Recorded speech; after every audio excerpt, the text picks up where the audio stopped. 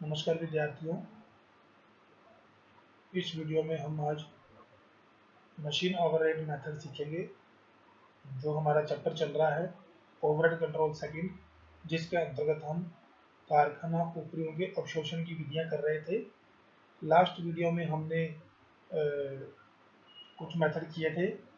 आज हम उससे अगला मेथड, जिसका नाम है मशीन ओवरहेड मेथड, इसको कैसे अप्लाई किया जाता है, ये क्या होता है, इसके बारे में हम सीखेंगे।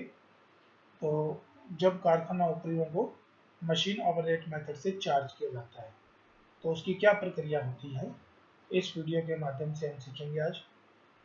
तो सबसे पहले तो इस विधि का प्रयोग उन उद्योगों में किया जाता है जहां पर मशीनों का प्रयोग ज़्यादा किया जाता है। उत्पादन कार्य में मशीनों का प्रयोग किया जाता है, वहां पर उपकरणों का अवशोषण इस विधि से किया जाता है। इस विधि में यह ज्ञात किया जाता है कि एक मशीन को या किसी मशीन को 1 घंटा चलाने पर कितनी लागत आती है, इसका अनुमान लगाया जाता है। और किसी उपकार्य या कार्य आदेश की लागत ज्ञात करने के लिए उपकरणों की गणना उस कार्य या आदेश को पूरा करने में जितने मशीन घंटे लगे होते हैं उसके आधार पर की जाती है। तो मशीन घंटा दर की गणना करने के लिए निम्नलिखित सूत्र का प्रयोग किया जाता है। Factory overhead divide by machine our during the period. एक अवधि में जितने फैक्ट्री ओवरहेड लगते हैं, उस अवधि में जितने मशीन घंटे या उस जितने घंटे मशीन का प्रयोग होता है, फैक्ट्री ओवरहेड को मशीन घंटों से डिवाइड करके प्रति मशीन घंटा दर कैलकुलेट कर ली जाती है। और उसके आधार पर किसी भी उप कार्य या आदेश में जितने मशीन घंटे लगते हैं उस आधार पर उपकरणों की गणना कर ली जाती है। इसके लिए क्या होता है, मशीन से संबंधित उपकरणों को 2 भागों में बांटा जाता है। एक तो स्थिर उपरिव्यय और एक मशीन में। स्थिर जो उपरिव्यय होते हैं उनको कंबाइन कर लिया जाता है, समूहीकृत कर लिया जाता है, उनका योग कर लिया जाता है और मशीन के कुल सामान्य कार्यशील घंटों से भाग देकर स्थिर उपरिव्ययों की प्रति घंटा दर ज्ञात कर ली जाती है। सेकंड, जो मशीन में होते हैं उनकी मशीन व्ययों की व्यक्तिगत प्रति घंटा दर की गणना की जाती है। मतलब प्रत्येक व्यय के मशीन व्यय जो भी होते हैं, आगे आपको बताया जाएगा, उनकी अलग अलग प्रति घंटा दर ज्ञात की जाती है। तो यहाँ पर आप ये समझिए कि मशीन से संबंधित व्यय 2 प्रकार के होते हैं, एक तो स्थिर व्यय और दूसरे मशीन व्यय। ठीक है, स्थिर व्ययों में कौन कौन से शामिल होते हैं ये आपके सामने है। स्थिर व्ययों को इंग्लिश में स्टैंडिंग चार्जेस कहा जाता है। स्थिर व्यय वे व्यय होते हैं जो संपूर्ण विभाग के लिए किए जाते हैं, जो मशीन के चलने पर निर्भर न होकर समय पर निर्भर करते हैं और मशीन के कार्यहीन रहने पर भी किए जाते हैं।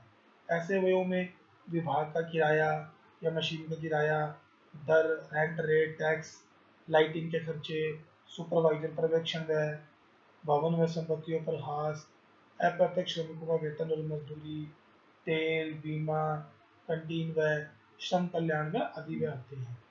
ऐसे व्ययों को न्याय संगत आधार पर या किसी उचित आधार पर सभी मशीनों में वितरित करके प्रत्येक मशीन का अंश ज्ञात कर लेते हैं और वो उनको कुछ आधार दिए गए हैं। उस आधार पर यदि हमारे पास एक से ज़्यादा मशीनें हैं और ये सभी मशीनों के दिए हैं खर्चे, तो उनको इन रेशो पे इन आधारों पर सभी मशीनों में बांट लेते हैं।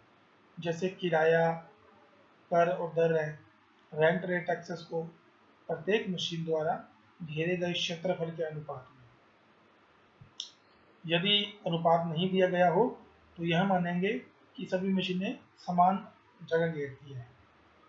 सेकंड, जो खर्चे होते हैं लाइटिंग व हीटिंग, प्रकाश व ताप, प्रत्येक मशीन पर लगे बिजली के पॉइंट्स या बल्बों की संख्या के अनुपात में या मशीनों पर कार्यरत श्रमिकों के अनुपात में या मशीनों द्वारा घेरे गए क्षेत्रफल के अनुपात में।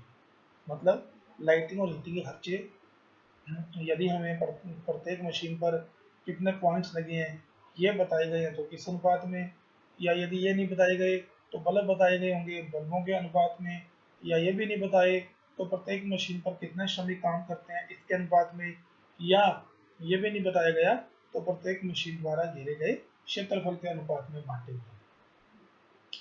बीमा व्यय, यदि हमारे पास एक से ज़्यादा मशीनें हैं और बीमा व्यय सबके कंबाइंड दिए हैं तो मशीनों के बीमा मूल्य के अनुपात में बांट देंगे। प्रत्येक मशीन का बीमा मूल्य दिया होगा उस अनुपात में बांट देंगे। इसी तरह से पर्यवेक्षण व्यय, जिसमें सुपरवाइजर है, फोरमैन है आदि का वेतन भी आ गया, प्रत्येक मशीन एवं फोरमैन, सुपरवाइजर या प्रबंधक द्वारा व्यतीत किए गए समय के अनुपात में। इसी तरह से श्रम कल्याण व्यय है, वो प्रत्येक मशीन पर कार्यरत श्रमिकों की संख्या के अनुपात में बांट देंगे। और कुछ अन्य व्यय हैं वो भी उसका कोई ना कोई रेशो दिया होगा उस अनुपात में बांट देंगे। तो ये जो है, ये जो 5-6 खर्चे बताए गए हैं ये स्थिर व्यय कहलाते हैं, स्टैंडिंग चार्जेस कहलाते हैं। अगर हमारे पास एक ही मशीन है तो कोई दिक्कत ही नहीं है, ये सारे उसी मशीन के होंगे। लेकिन यदि हमारे पास एक से अधिक मशीनें हैं और ये खर्चे सभी मशीनों के कंबाइंड दिए गए हैं तो हम उनको अलग अलग मशीनों में इन अनुपातों में इनको बांट देंगे। अब सेकंड या बी नंबर आता है मशीन व्यय, तो जिनको परिवर्तनशील व्यय कहा जाता है। मशीन व्यय मशीन को चालू रखने के व्यय होते हैं जो परिवर्तित होते रहते हैं। मशीन व्यय जो मशीन चालू रखने के व्यय होते हैं, मशीन को चलाने के व्यय होते हैं और जो परिवर्तित होते रहते हैं। इनमें इन 3 प्रकार के व्ययों को शामिल किया जाता है। Number 1 depreciation. डेप्रिसिएशन को कैलकुलेट करने का फार्मूला आपके सामने दिया गया है, कॉस्ट माइनस स्क्रैप। स्क्रैप का मतलब अवशेष मूल्य, कबाड़ मूल्य, बटे total working life of machine in hours. तो इस फार्मूला को अप्लाई करके हम प्रत्येक मशीन का डेप्रिसिएशन निकाल लेंगे प्रति घंटा के हिसाब से। कॉस्ट मशीन की लागत माइनस मशीन का अवशेष मूल्य बटे मशीन के कुल कार्यशील घंटे, कुल लाइफ में जितने भी होंगे, ये सब चीज़ें हमें क्वेश्चन में दी गई होंगी। तो इस फार्मूला का प्रयोग करके हम प्रति घंटा डेप्रिसिएशन निकाल लेंगे। सेकंड है पावर कंज्यूम्ड। पावर कंज्यूम की गणना प्रति घंटा उपभोग की गई शक्ति की इकाइयों को शक्ति वयों की प्रति इकाई दर से गुणा करके। ये हमें क्वेश्चन में बताया गया होगा कि मशीन, कोई भी मशीन है वो 1 घंटे में उसको चलाने में कितनी यूनिट्स का उपयोग होता है और उनकी दर क्या है, 1 यूनिट कितने की है। तो दोनों चीज़ें दी होंगी हमें, ये इनको मल्टीप्लाई करके हम मशीन को चलाने की प्रति घंटा चलाने में कितनी पावर यूज हो रही है इसकी गणना हम कर लेंगे। थर्ड जो लास्ट है रिपेयर एंड मेंटेनेंस, इसकी भी हमें अमाउंट दी होगी रिपेयर एंड मेंटेनेंस की, और उसको हम कुल घंटों से भाग देकर उसकी प्रति घंटा दर ज्ञात कर लेंगे। तो ये जो 3 खर्चे हैं, 3 प्रकार के खर्चे, ये मशीन व्यय कहलाते हैं। ठीक है। अब इसके बाद अंत में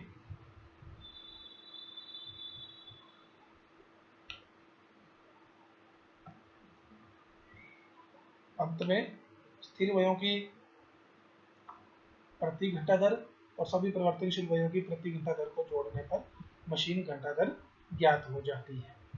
तो इस प्रकार हम प्रति मशीन घंटा दर कैलकुलेट कर लेंगे और उसके आधार पर हम कोई भी कार्य को या कोई भी किसी भी जॉब वर्क की, किसी भी आदेश की कुल लागत ज्ञात कर सकते हैं और उसके आधार पर कारखाना उपरिव्यय कितने चार्ज किए जाएंगे, उस कार्य को पूरा करने में जितने भी मशीन घंटे लगेंगे उतने उन घंटों को ये जो हमने रेट कैलकुलेट किए इससे गुना करके उस कार्य या आदेश को पूरा करने में कितने उपरिव्यय चार्ज किए जाएंगे इसकी राशि की गणना हम कर सकते हैं। तो विद्यार्थियों, नेक्स्ट वीडियो में हम इससे संबंधित 2 न्यूमेरिकल क्वेश्चन करेंगे, तब आपको ये बिल्कुल क्लियर मैथड हो जाएगा। तो नेक्स्ट वीडियो में हम कुछ न्यूमेरिकल क्वेश्चन करेंगे।